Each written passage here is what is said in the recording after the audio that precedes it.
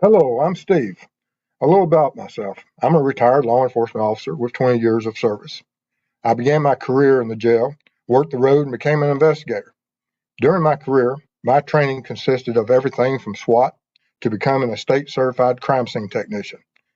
I've investigated crimes from thefts to homicides. After retiring and becoming aware of true crime and web sleuths, I started my channel for web sleuths to better understand the perspectives of law enforcement. Not only do we cover true crime, I go out into the field and assist families who have lost loved ones to homicide and their cases are considered cold.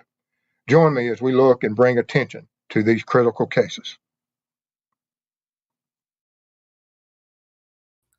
Hello, everyone. I'm glad you're able to join us tonight. If you're new to the channel, welcome.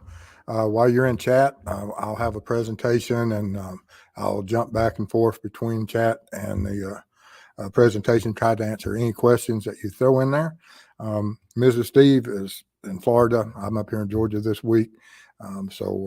Anyway, normally she sits here beside me and helps me with all the questions and with chat and everything. But anyway, she's in Florida monitoring, and I wish her the best, and see you soon, babe. But anyway, tonight we're going to be talking about the Kohberger case and and what could some of his nighttime activities, where were they? What were they?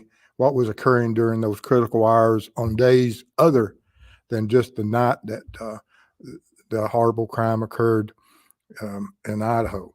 And with that being said, let's get into that. That if you have any information regarding this case that needs to be brought to the attention of law enforcement to ensure that anyone has any information about Madison, Kaylee, Ethan, or Zana, to absolutely make sure that law enforcement has that so that we can have justice.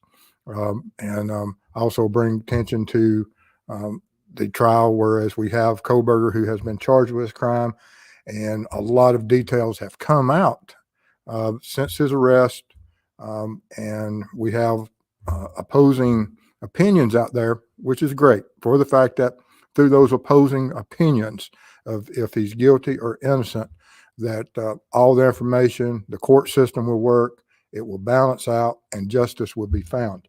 Because all the facts have to be strong, and there has to be strong evidence for this case to be solved.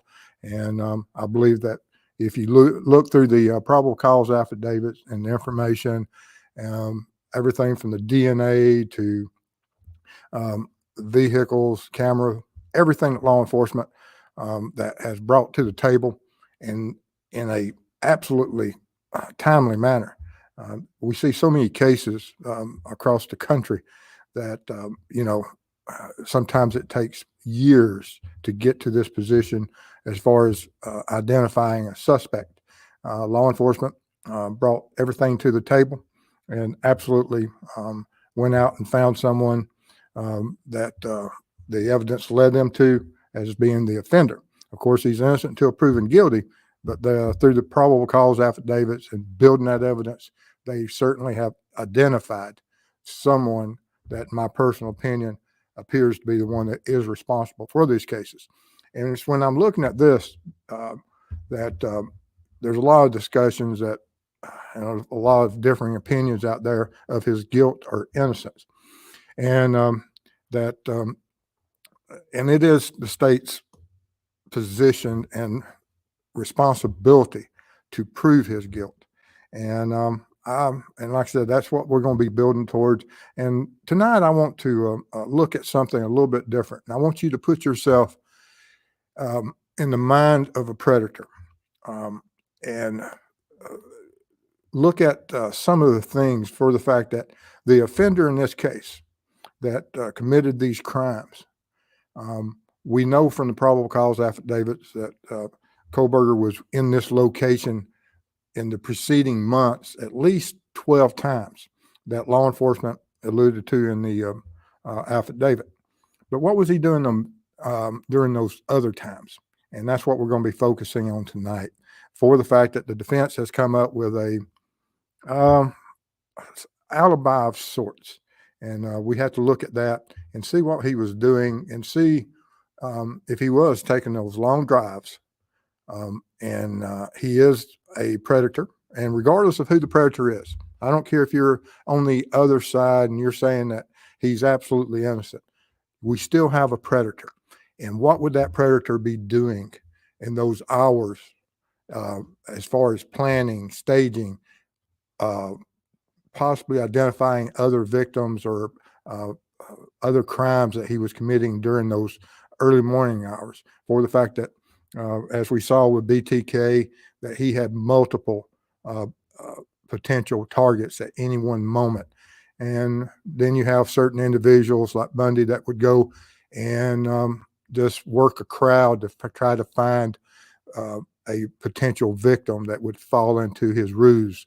So these offenders act in a lot of different ways, but they're truly predators of the worst, most evil kind. And that's what we want to look at tonight and evaluate that.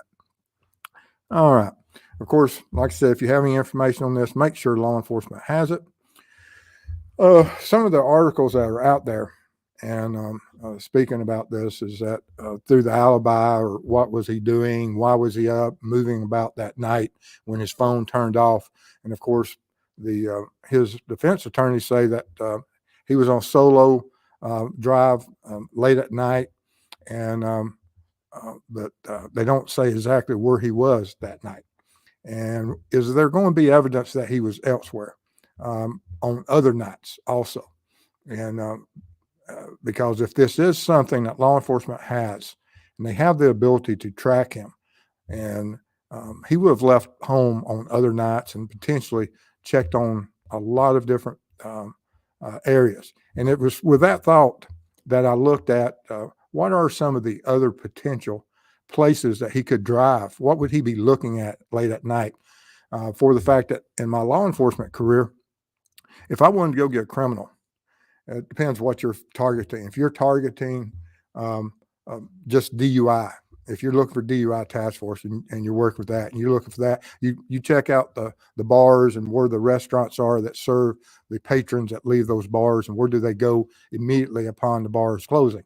If you're looking for armed robbers, you go to the stores and late at night where those predators come. For the fact in law enforcement, in those times that you're not responding to calls, you go and you stake out, and sometimes you're tasked with just stakeouts regarding certain criminal activities, be it burglaries, armed robberies, whatever the mission is for that time period. And so you go out there and you watch, and you know where these predators are going to strike, with what type of crimes they commit, for the fact that they do it. All right. Before we get much further, let me check in the chat, see what's going on. We have Sonia Torres, Gil Hurd, good to see you. Bama Sin. And if you have any questions as we go through this, absolutely throw it in chat. I appreciate it. Hello, Holly, Di, Southern Gal, good to see you. Hope your channel's doing well, Southern Gal. Hope you're gaining a lot of new members or subs. Copper Horse, always good to see you. Oh, Di went into magnet fishing again. Olivia, too, good to see you.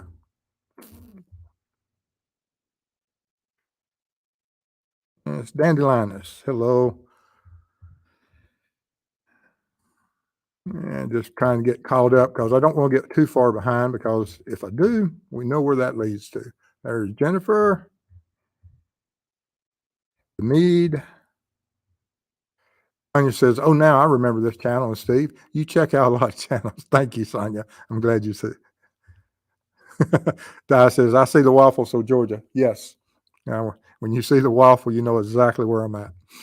Oh, man. And Unearthed Secrets is here. Good to see you.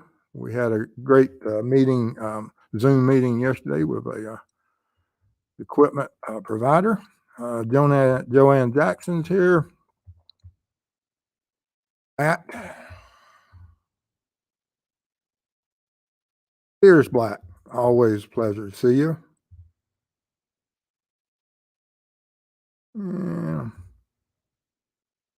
Yeah.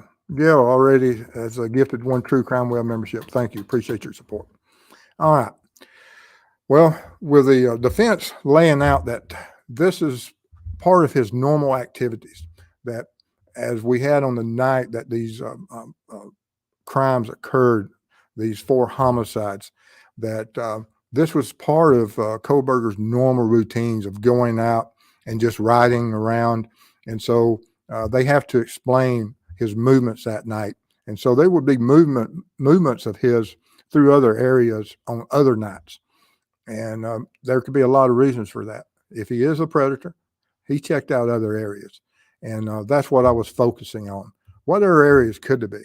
So I pulled up all the colleges near Pullman for the fact that this type of predator, he has a certain, and this goes for any college towns and otherwise, that when you have certain offenders out there that are looking for a certain type of victim, that if you go and you have a certain age group or a certain demographic that you're looking for, that you would be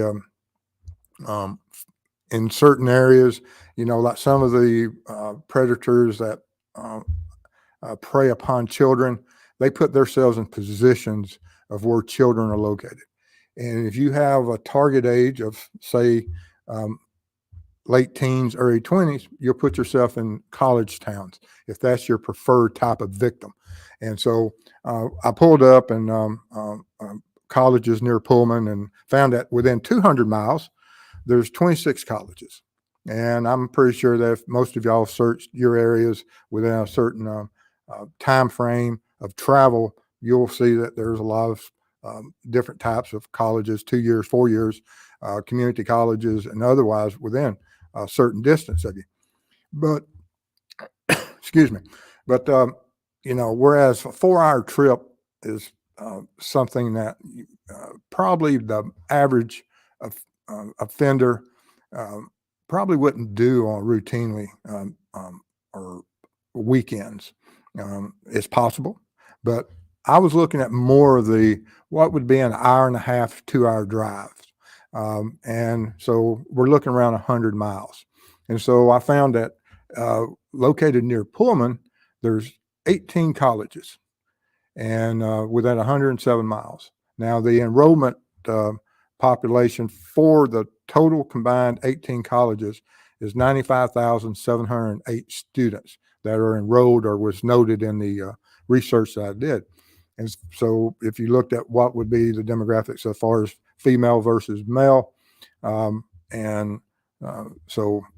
the general population would give you that it's pretty close to 50-50 on those. And so he would be in a location that within an hour and a half to 2 hours of him, that there's a potential of somewhere around 50,000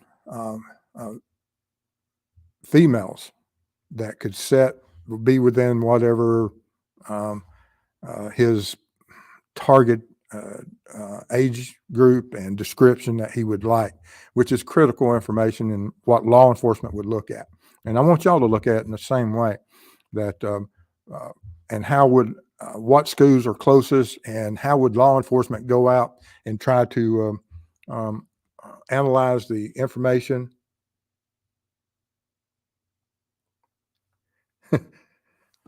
and getting messages as doing the presentation. But anyway, so by looking at this data, it gives you a sense of that within an hour and a half on other nights, does he have the potential of going out and possibly being like BTK or any offender? Absolutely. Pullman is in a central location, and not only that, but the school that he chose is across the state line.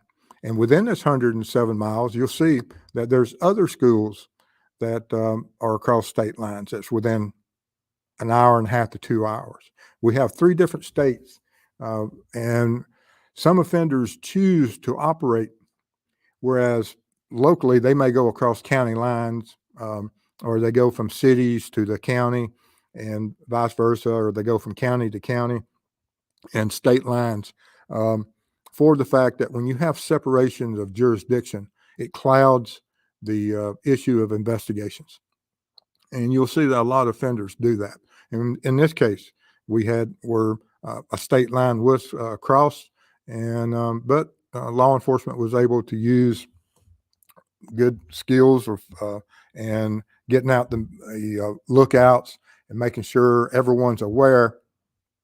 And did they do this with the purpose of saying that, oh, we have an offender that struck our college, and we know that there's other colleges and other potential victims nearby, so we need to notify all of them?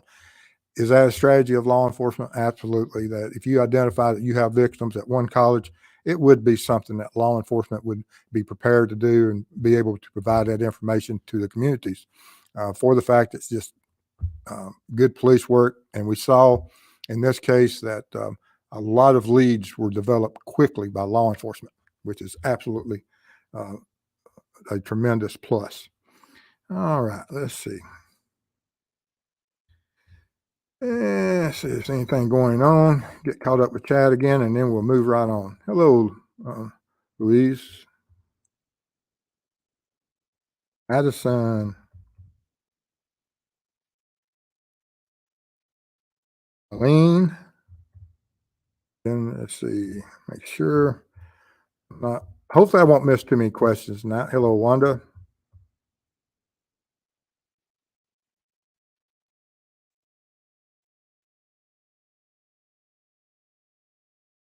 And to make sure, there's Micro Kimmy.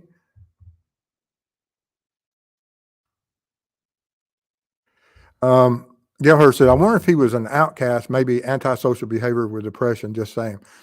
If whatever type of predators, and you see that you have a lot of these individuals that are narcissistic, and mostly their social behavioral skills aren't what some of them, that while they may be charming, that charm is very shallow. It's just surface.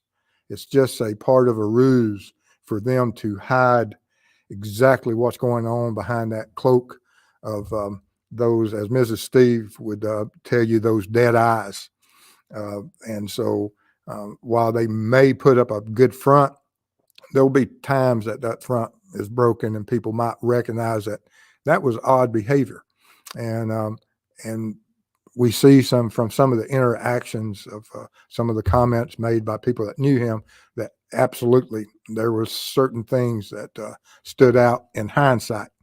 And so that's important to look at.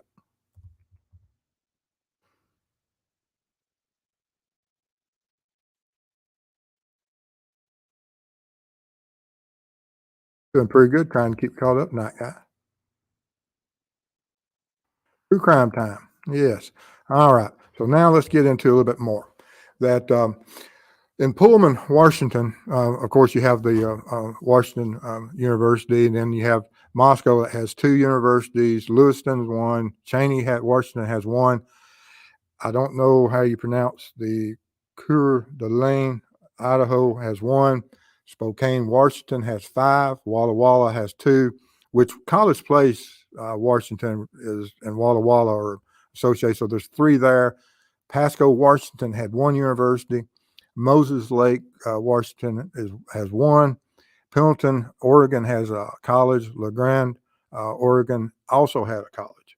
And so when you look at all these colleges, and I think they total up to 18 different colleges, like I said, within an hour and a half drive time. And some of these colleges are not as big as what you had in Washington, as far as Washington State and the Idaho University. But still, by the time you add them all up, it's a huge pool of potential victims. And was these areas that he was traveling to.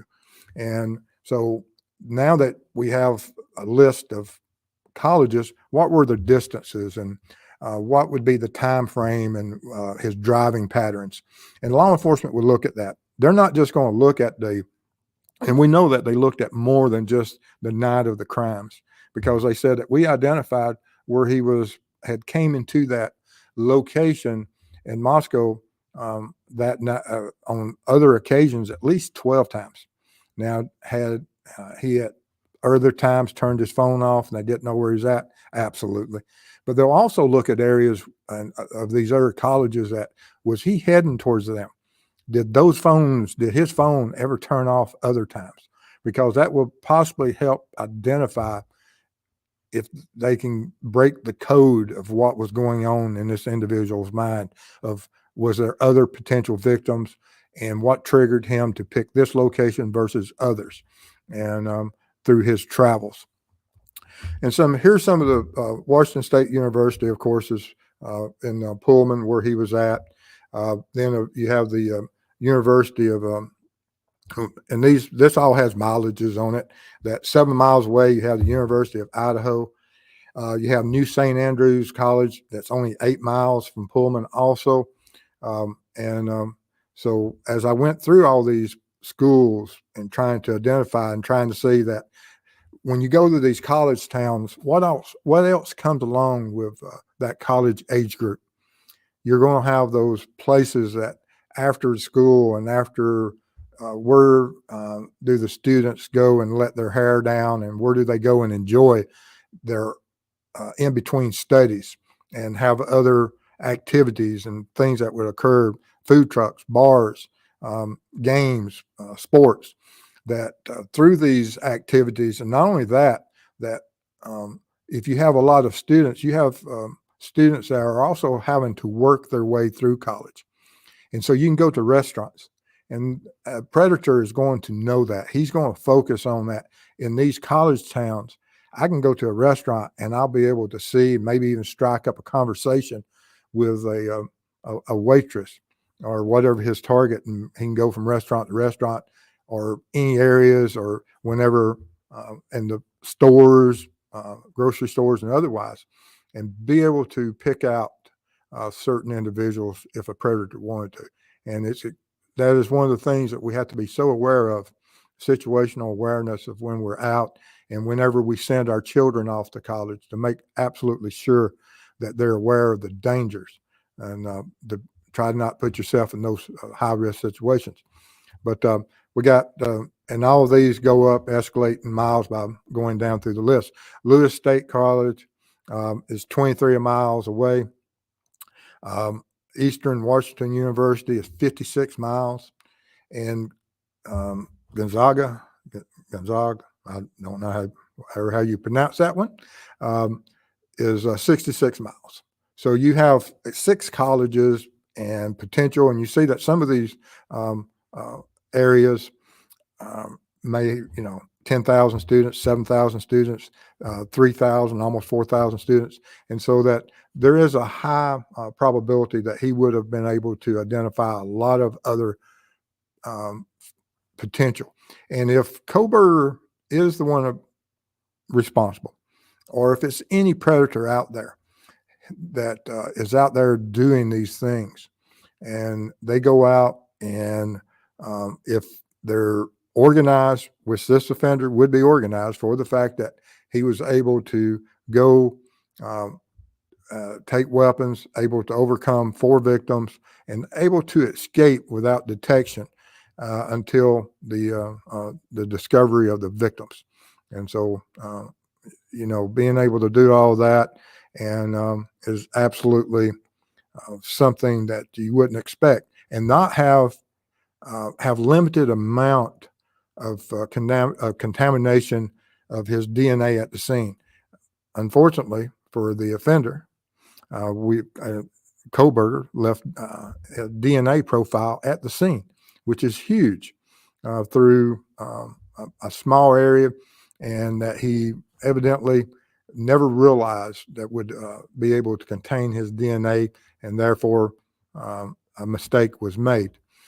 Then we go on and we keep looking. Still just an hour away up in Spokane, you have 66 miles, 67 miles, and 2 of them at 67 miles. So you, even at this, you got another basically 13 to 14,000 possibilities of selection, of half of those being female. Absolutely amazing that when you look at it page by page, that just within an hour's drive time, you get 14,000 on this page, You get 20,000 on this page. You get almost right here. We got 53,000 potential victims just within 8 miles. And like I said, it quickly adds up. You get some more here that smaller colleges, you may only get 4,000, but still within an hour's drive, just over an hour, absolutely amazing as far as the demographics of what was going on around Pullman. Then 72 miles, 75 miles, and 99 miles. So now we're getting up there, the hour and a half drive. But there's a lot of colleges just over that hour drive. And this is, as he, like his attorneys say, he goes out and drives and rides. If he's the offender, then he rides and drives, and he's going to other places. If he's not going to Moscow and looking at them, he's going somewhere, because predators do what predators do. They do what they enjoy to do, and that what will feed their sickness and feed that demon that they have in them.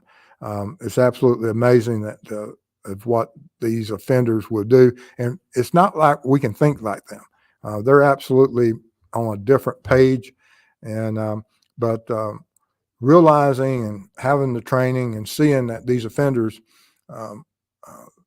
that sometimes taking your training and looking at it and saying, okay, we have predators out there, they're armed robbers. Where are they going to strike?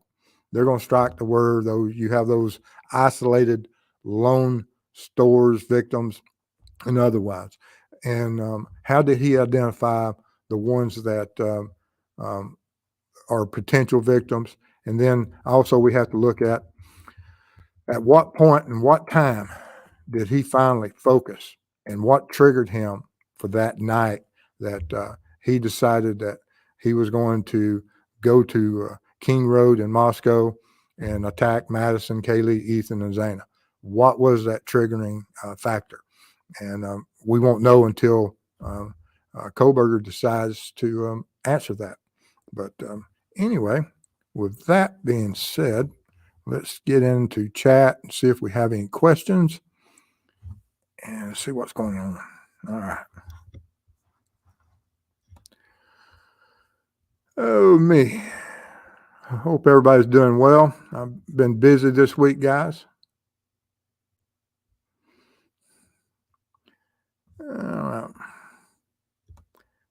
I'm trying to get back here where I was.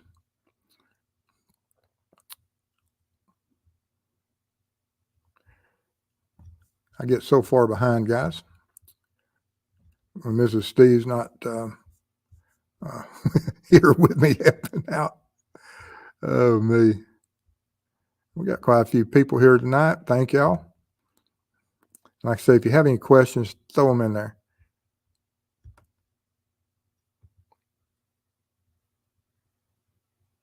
All right. Got back in here now. All righty. Cynthia Gaines. Oh, me. Like I said, if you got any questions, I'll get caught up as soon as I can. Trying to see if there's anyone else. True Crime Web, do you think he went through a psych evaluation, and would that be standard? Do you know? A lot of law enforcement departments now, they require that, and I believe that they would.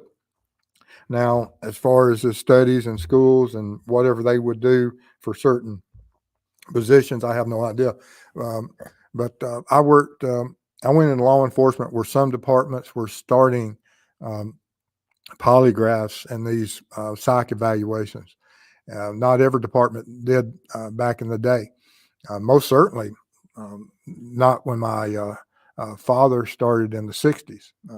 That came along much later. But in the 80s, they started doing some of that and the polygraphs. And I worked with people that they were civilian contractors assisting law enforcement, but they failed the psych evals, and they couldn't become law enforcement officers. That was some of the larger departments and some of the individuals I worked with. They still wanted to work in law enforcement or assist law enforcement. And whereas they couldn't pass whatever evaluation process was to become a law enforcement officer, they still could be the private contractor part of it.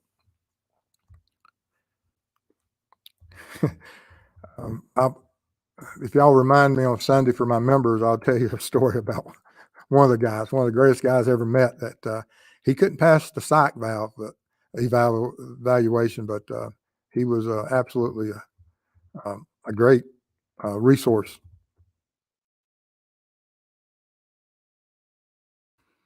Miranda, member for 12 months. Thank you for all you do, Mr. Steve. You're my favorite. You remind me of my dad, 12 months. Love you. Thank you. Appreciate it. Carlene Barth, good to see you. Says it seems like forever. And this is a good point that Micro Kimmy brings up. I'm pretty sure he didn't take long late night drives after the 13th of November. And that's something that they're going to look at, absolutely look at. What behavioral changes occurred? And this is something that they'll also look at, that some of the people that knew Kohberger says that when they spoke about the topic, that he was chatty and like speaking of this topic of these homicides that occurred. And so through Kohberger's history, if there were other crimes that occurred whenever he's in certain areas or certain schools or wherever he resided at throughout his history, that they'll go back and try to identify individuals that knew him, and was there other crimes that he spoke of or was inquisitive of or liked to talk about in those areas, and is that something that he would might be a clue as to some of his other activities. Cynthia Gaines, $5 super sticker. Thank you. Appreciate your support. Hello, Peggy. Good to see you. Leslie and Billy. Okay. Steve, I love your channel. I'm a neighbor of Chris, Mob Crew. Thank you for all you do. Excellent. So you're out there in cold weather, high country. All right.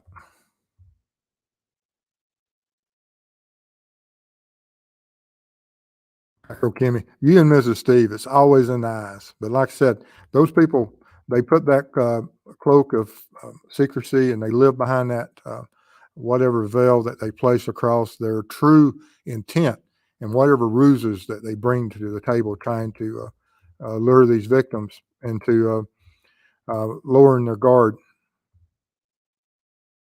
Senior B, yes, I'm back. Okay. Micro Kimmy says it's Coeur d'Alene. Okay. Like I said, I would butcher it.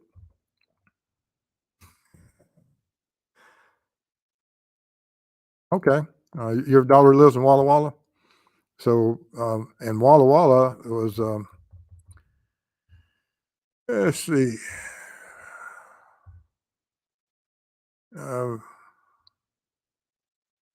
it's, okay.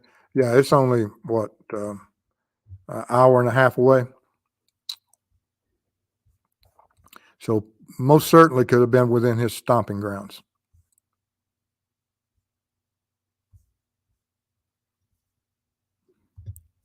Which doesn't make any parent feel good.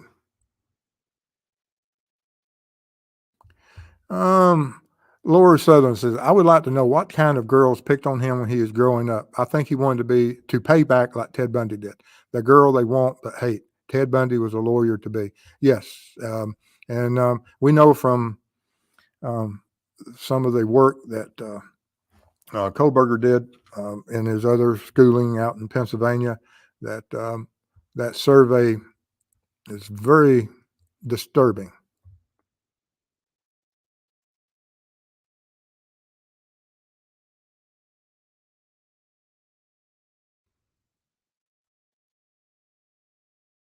Miranda fell off a gurney. Oh my goodness. Hope you're feeling better.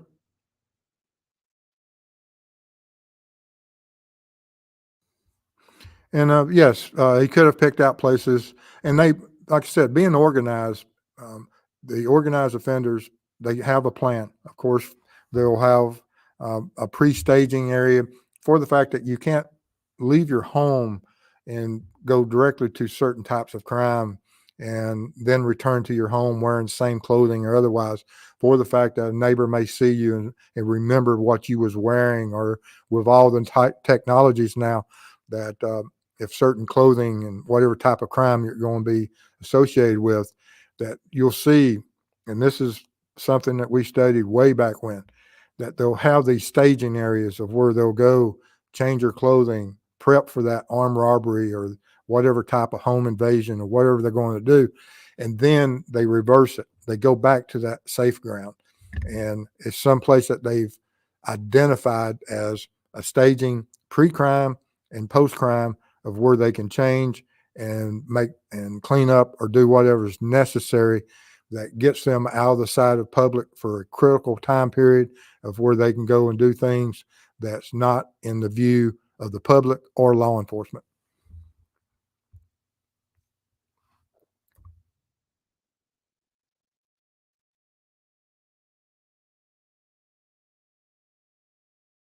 Charlotte, look, Bray. Steve, do you believe this was a target attack, and who was the target? Of course, it's going to be uh, one of the two girls upstairs. Yes, I do absolutely believe it was a targeted attack. Absolutely. Whichever room he struck first, it has to be one of those um, within that room.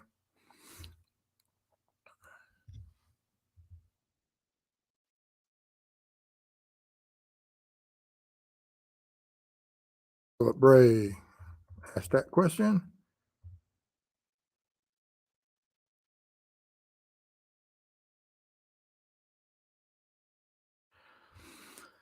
Hey, Mr. Steve, hope you and yours are well. We are. Question. This is from Sean Bianchi. Do you think Brian Cade had help in these homicides? Um, there's always a possibility that there could have been someone in the vehicle, but inside the residence, no. And the only reason I say that is that law enforcement early on made a statement including occupants. Doesn't mean there was occupants. Were they just covering their bases? I would believe so, but um, if I had to give it a number, I would say 90% lone wolf. Kohberger is it. There's nobody else. But there's always that off chance that there would be someone that he could trust. And what type of individual would that be? And how long would they have known? And unless we have communications, other activities showing that a relationship special, and law enforcement would know that. They would quickly be able to identify. And that's how come I say that no, more than likely not, 90-10. And so, but I always got to keep that door open just in case. Very slim chance.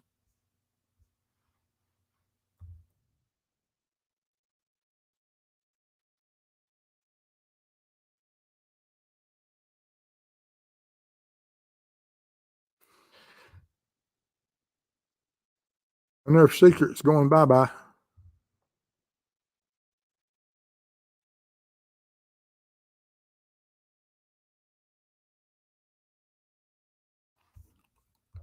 Be careful, Sean, when you're heading up to Delphi.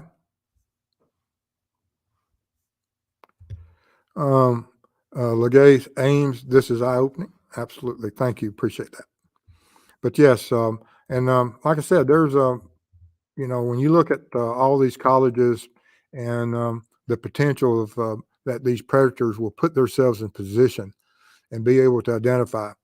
Some predators local. They go to certain stores or where there's a high um, demographic of females shopping for clothing, food, otherwise on certain days, and it's extremely dangerous of how these individuals realize, and it's all across the animal kingdom. Predators are predators.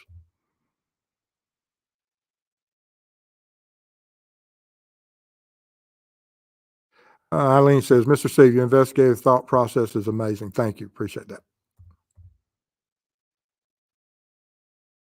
Charlotte.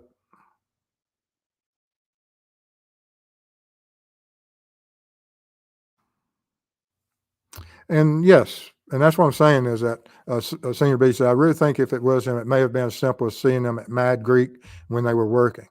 And that's what I'm saying. These individuals will put themselves in positions of, they know that in these college towns, these kids work their way through college. And he was working his way through college. And also, he knows that that's what goes on in these college towns, and absolutely scares you to death.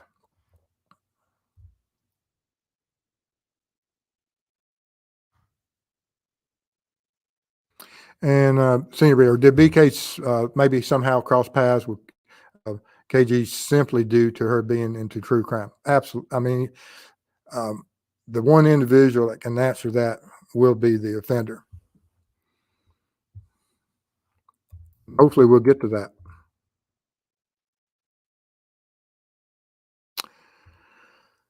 What do you think is the most probable motive and why he may have chose that day? Power. I mean, there's so many different types of motives, and if you look out there, you've got your top 10 motives from, revenge, jealousy. I mean, and we know that whatever the relationship, and it doesn't really matter what you as a victim, what you think your relationship with any individual or stranger is, because your opinion of that relationship means nothing to the offender. It's what he thinks, and it's how he values you, and what are you to him. And all of that can be, we don't know. We know the time period is very narrow, and so within that narrow time frame, that certain activities could occur, but it doesn't always have to be certain acts for it to meet a certain type of motive.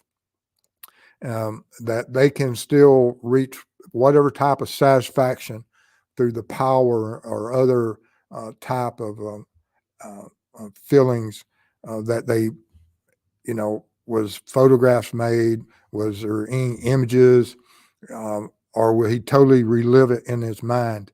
And we don't know everything that went on. Was there certain things that occurred that was excessive with certain victims? And why was that? And what would have occurred? What would have triggered that? There's a lot of things out there that, without knowing details, when the trial's here and we start seeing the details, we'll be able to understand more about the motive. But what would have triggered him that night, who knows? But we know that he was prepared, and that he turned that phone off for a reason. There was other times that he was in areas that he didn't turn that phone off. But now, had he traveled to the area before and turned the phone off? Probably so. But there was something that went on that absolutely made him, that triggered him, and that it absolutely had to be done. And what that is, I have no clue. The Southern gal asks, was the college in Moscow the closest one to him? Yes. If we go down here on the first page, you can see that all of these are from his home university, Washington State University, which is in Pullman, that the closest college to him is 7 miles. Now, there's other schooling, but this was the closest one to him that he chose for whatever reason. But like I said, if you go on through here, there's 23, 56 miles, a lot of schools within an hour's drive of him, which is absolutely mind-boggling.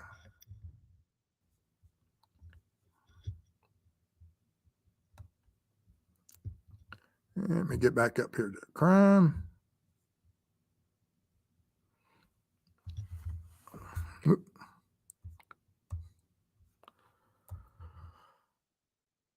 Let's see.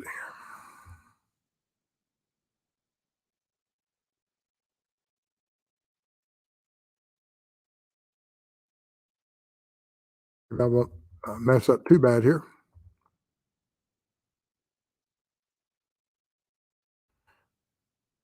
I mean, are the defense motions continuing to give clues for law enforcement to further investigate? I hope so.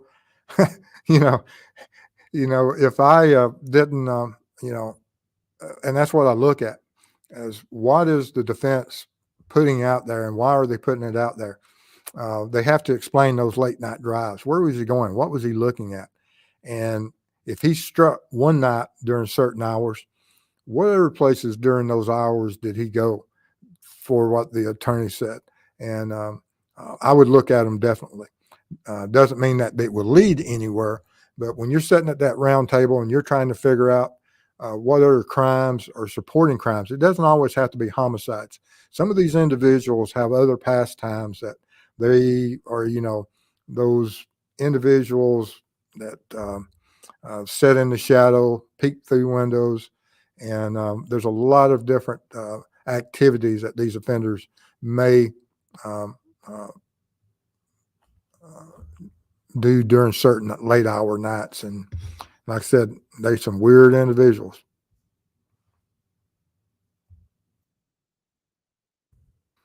Yeah, I saw that they dropped her on the floor.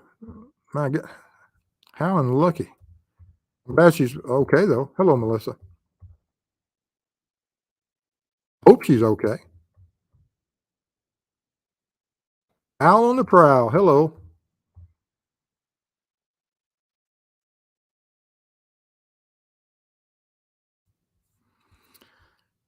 Um, Nerdy Cat says, "Do you have a theory as to why he left the two living victims alone? If so, why?" You know, finding four individuals, was he prepared for that? Or was this some type of domino effect? Was he expecting to go upstairs and only find one victim? Absolutely possible. And was surprised to see two and had to, and then was discovered due to that, whatever activities or the fight that ensued during those struggles for survival, that he was made aware of that, oh, there's an individual downstairs that is has the potential of calling 911 or discovering I'm here. And did he simply walk down those steps and misidentify who he thought was awake? And there's certain things as far as analysis of residences at night that when you drive by, you know what lights are on. When people arrive, you see them go into the house, they flip on certain lights, and as they go to certain bedrooms or otherwise that you may have identified as seeing the last light that goes off at the night. And you have your kitchen lights, your bathroom lights, and then your bedroom lights. That there's certain route that you'll take, and there's certain night lights that could be on in certain parts of the house that you identify. And was the one of the living witnesses that's on the second floor, was her lights off, but at one of the earlier trips by, did Kohberger identify that, um, as I passed by on the street front, the lower second level lights are on in that room, and I heard someone yell, and I know that they're awake, and was that what drove him to make and go to that room and commit those additional two homicides? Extremely possible. And not knowing that the others, or he thought they were just asleep, and didn't know where they were at and just missed them, because we know that we have the one living witness that was within feet of him that he never saw. Could that be that he was exhausted, tunnel vision, hurt? Absolutely. It could be any of those. It's very few people have the stamina or the strength to fight that many minutes. Absolutely amazing that he had that ability. I've been there, done it. It's exhausting, and you're at the point of having shakes and collapsing. I mean, it's not easy to fight for that long of a period.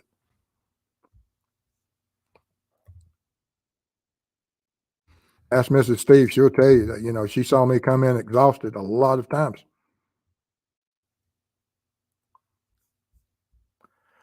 I find it hard to believe this was his first crime. I call those snake eyes. Yeah, yeah, he had other crimes. What they were, I do not know.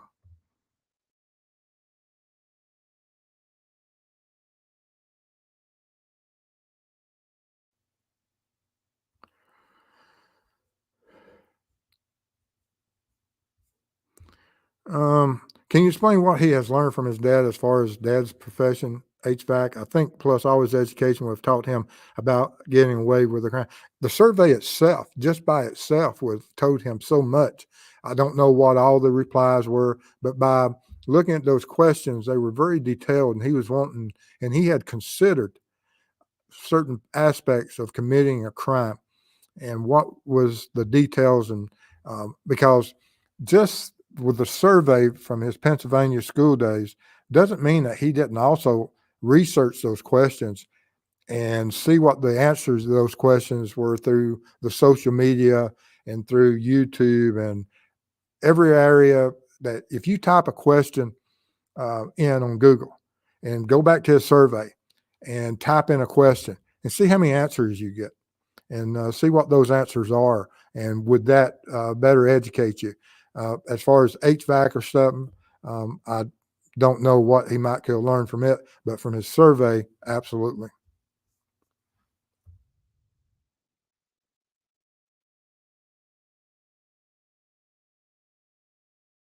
Thank you, Dave. Yes, we're doing well. TJK. I know this trial is a long way off, but when someone says BK is completely innocent, I'm like, yes, I'm I'm biased towards law enforcement and the probable cause affidavit with DNA. Um, of what a weapon that would have matched some of the injuries for the fact that law enforcement was looking for a certain type of knife. They have a sheath that had DNA on it that at the time they didn't know it when they recovered it, but now they do know, and they're looking for that type of weapon.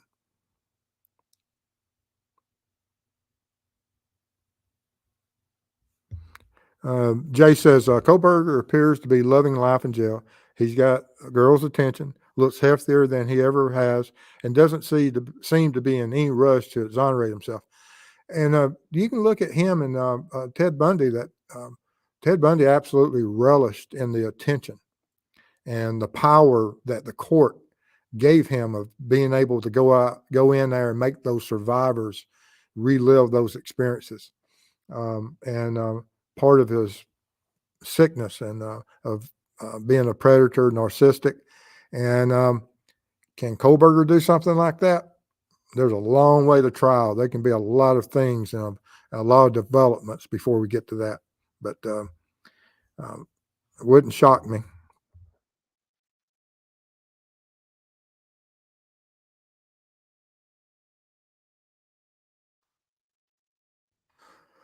I don't recall how open BK was at the time, but do you think there's some kind of master plan had in his head for the future and for years? That was, I understand what you're trying to say, that he was had for a long time uh,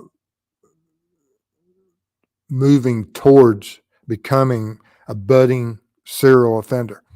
A lot of victims, a lot of colleges. It's very possible that he may have other crimes, but this could be his first entry into homicides. We'll know more when trial gets here, but was he going to be the next serial offender, sort of like a Long Island serial offender? Absolutely possible.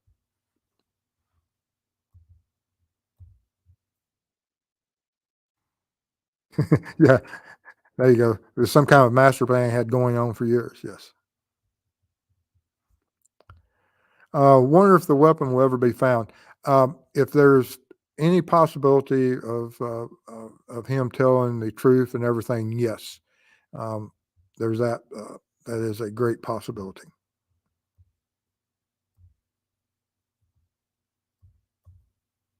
Lori Sutherland, good to see you.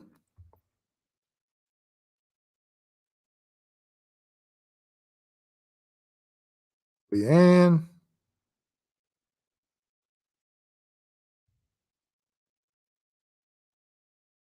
Rougarou made it late, but made it. Glad you're here.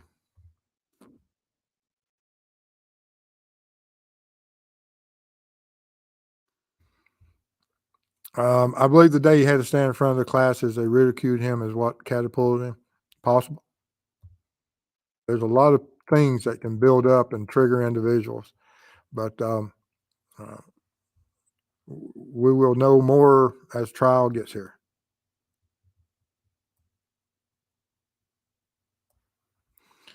And this is something that we all have to be aware of, that with our children and otherwise, that he would have seen a picture of Kaylee and others on Instagram. He knows she was back in town by tracking their Instagram. And absolutely. Um, and there may be others. And they'll try to pull every device that and every search engine and every search that Kohberger ever made throughout his life as far back as they can to see if there are other potential possibilities. They said that one of the girls had more wounds to her than the rest of the victims. Do you think maybe she fought back and that was why? Could be. Um, and they would be able to go in and see if um, which injuries, which victim was first attacked, and was what was the process of that? Where were the victims found? Which victim would have been closest to the door? Um, which victim would he have chosen first? And looking at the injuries and then going back to the cross contamination of from whoever the first victim was, that from those injuries, they would be contamination of from the first victim's blood onto the second victim. Now, if he went back, it may be a little bit harder to figure out if he went to both of them from one to the other and back and forth. We just don't know. But it could be just simply from that one of them did fight back. Hopefully hurt him. Hello, Ruckus. How you doing?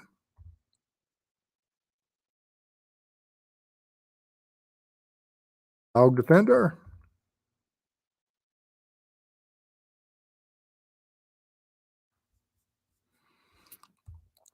I read that two college towns were close and each had different shops, restaurants, etc. So they went back and forth.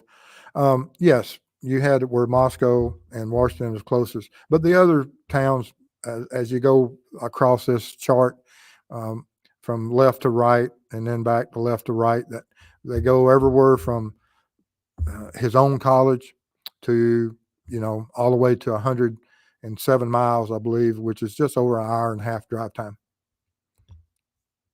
Ruckus can tell you hour and a half drive time, 107 miles, easy.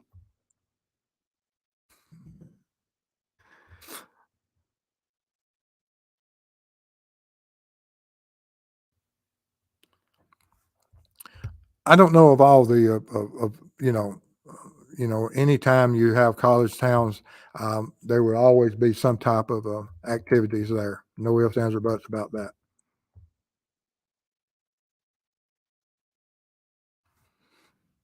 Dave says, in my opinion, animals like BK have no emotion towards other people. Yes, they're psychopaths, narcissistic, nothing to them.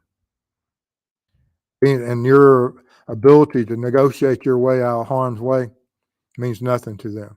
They're there to do. So don't think you'll ever be able to. The only way you will ever be able to negotiate with this type of evil is through power. And you always have to be able to take control of the situation and exert your own power upon them. Otherwise, if you succumb to whatever they want you to, it's not going to work out well for you.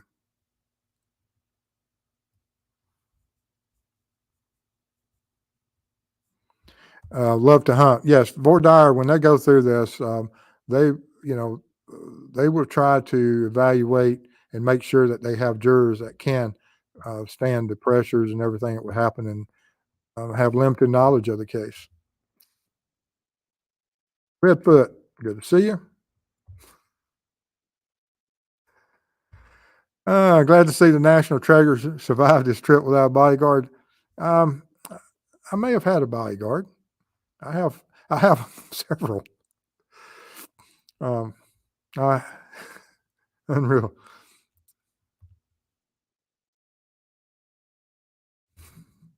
National treasure. Hello, Barbara Hall. Good to see you.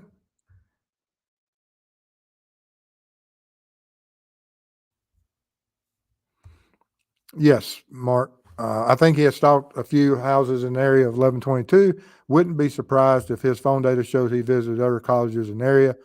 And I think almost all, in the off hours of schoolwork, that absolutely all the universities will have some type of reputation as far as parties or party houses.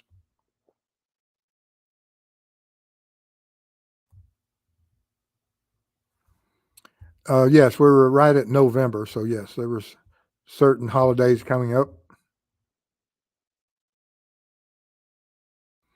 And if y'all don't know who, sorry, you guys, you're so fast for me. I just wanted to say hello to all of you. Hello, Mr. Steve. If you don't know Barbara, she is the mother of Timmy Dees and has been fighting for justice for him for several years now.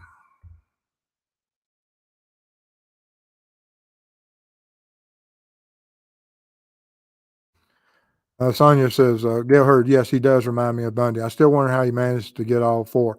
Yes, it is, he did have a weapon, and three of the four were female. And whatever injuries, and, there's nothing to sneeze at about how debilitating a knife can be, and what can happen from a single cut. And he was extremely. Now, how much of a fight did they put up? I think it's more than what he had anticipated.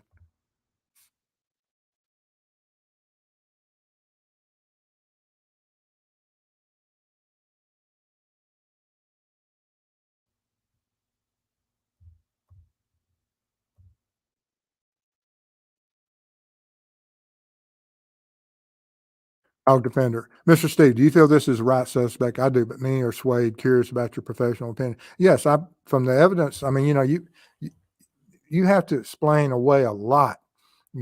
How many people, even if it's in the busiest time of day, which we know it was at uh, the low volume traffic time, but even in the busiest time of day, that uh, how many people uh, drive a white car that their DNA is found on a weapon, their vehicle is seen in or a vehicle matching the same type as of his, a physical description matching what he is, and nobody knowing that there's how many people in that community check all those boxes. Just the DNA by itself, there's only one person. But if you didn't have the DNA and you just checking boxes, how many people owned a vehicle matching that description that was seen in the neighborhood? How many people met that physical description? And but when you put it in those low volume hours of road activities, it cuts it down even more so. But even in the busiest time of days, there's only a few, a set number of individuals that would meet that description. And we have a shoe print.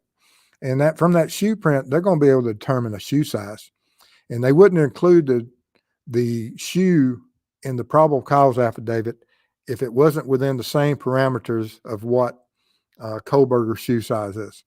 There's a reason it's there, and it's more than just that there's a shoe print. They're going to be able to tell the width of that shoe, and if it's a full shoe length, they're going to be able to tell almost the exact size, if not the exact size. And it's something that is supporting of who they arrested. They don't put information in a probable cause affidavit that doesn't pertain to the person that they're searching or arresting. You don't put other data in there. It's all for who you are targeting. And and the probable cause affidavits, they target a individual and an individual's property.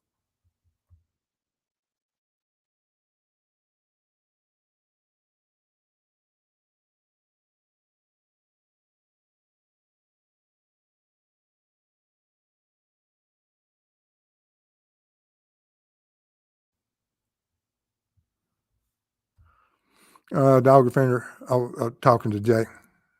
Do you think it could be because of a college and fraternity row type atmosphere is often loud? And with that, and we have to look at that, that it is a party town.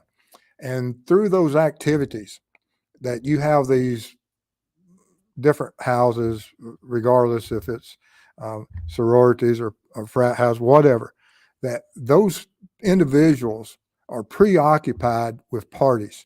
It gives the ability of an offender to come into their circle, their orbit, and move on the outskirts and identify potential victims while they're, um, everything about their attention level is clouded by alcohol, by friends, by talking, by sound, by noise, and they've lowered their guard down. And so if you look at these universities and these party houses and party towns, that it's those type of activities that allows certain predators to come in and be able to sit there and look at people far longer than if they were in a restaurant and you're sitting over in the corner and you're staring at someone that isn't intoxicated or at a table or two over, and you're staring at them, you're studying them, you're trying to identify in some type of more structured or organized event. Whereas these party houses allows these predators to be able to get much closer and see a lot more about uh, their potential victims.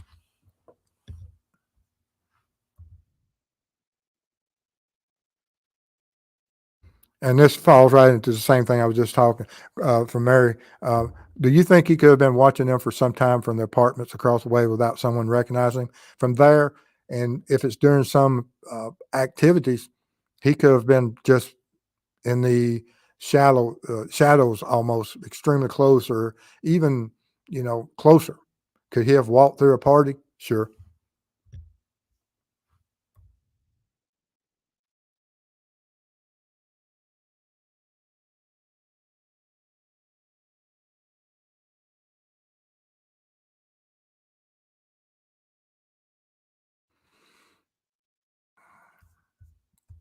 Yes, dark futures. Plenty of time for him to think about a dark future. Absolutely.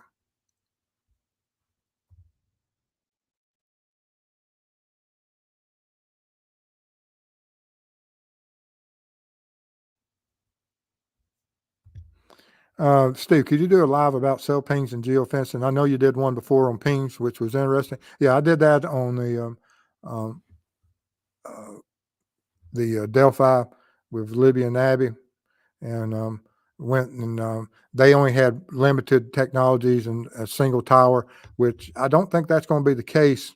And I did something on this also. I'll have to go back on that and I'll look at it and see what else I can bring up about it.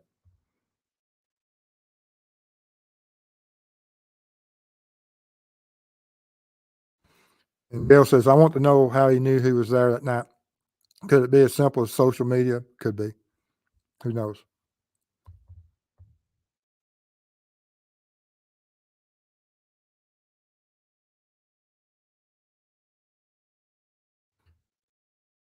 Hello, Debbie. Good to see you. Um, Starry Crystal Night. Do you think the police pullovers were posed to check out BK? I think it. I do. I really think that they checked out not only um, to see who was driving and to make sure that vehicle was clear. This is just my opinion, but also to make sure that there was nothing going on and that we have two individuals in the car. Exactly who are these two individuals? And we have them leaving town. Who is this other person?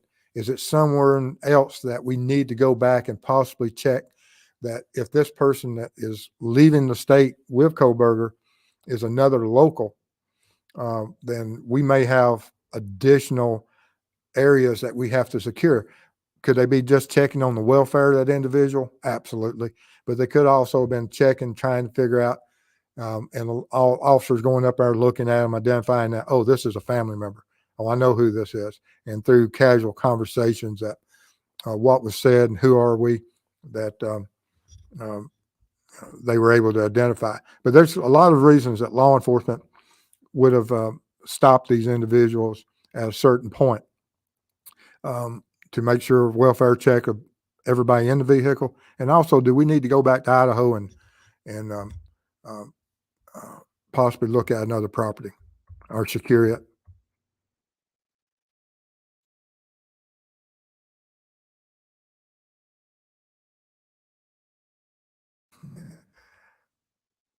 Mrs. Steve knows Kung Fu. You're not far off. You're not far off. Not far off at all.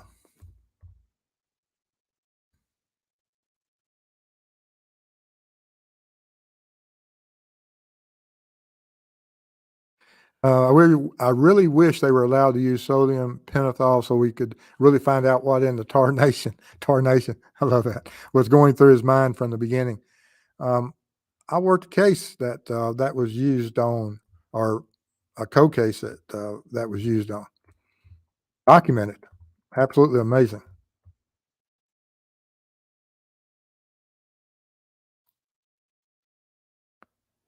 Gail Hurd, Redfoot. It would not surprise me if Mrs. Steve knew martial arts.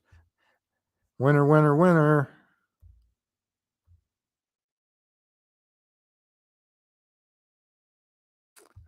Callie, I wonder if he's ever done any peeping, B&Es, and just never got caught. I expect that that's very possible. Cynthia Gaines, glad you was able to stop in. And this is a good point Jay has, that he got the upper hand, they caught off guard and drunk. Yes, you never imagine that being attacked in your own home. I've seen so many victims. Yes, I believe, yes, they do. They have it there, BP.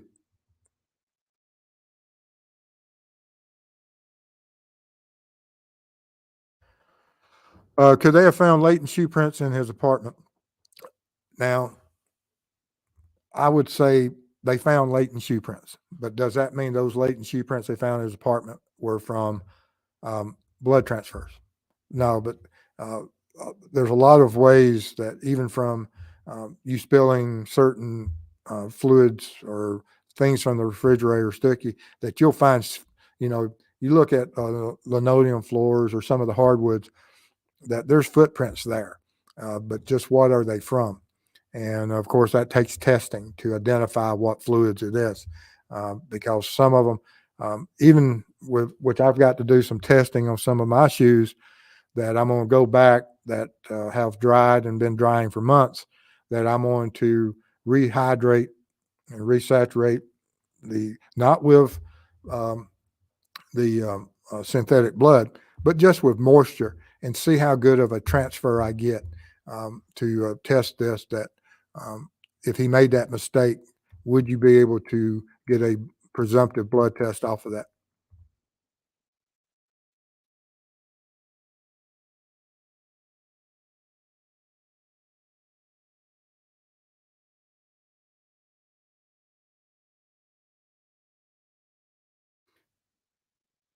Yes, it's extremely creepy. It's a dangerous world out there. Yes, it is. Junior Johnson, I've got a new phone. I can't type on it. Mrs. Steve does that. Every time I finally figure out a phone, she gets me something. If y'all saw some of my phones, you'd understand that.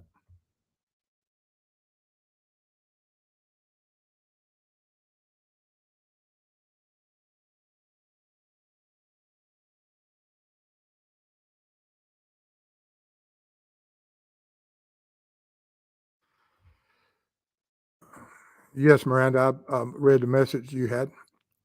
I can't remember what the question was, but anyway.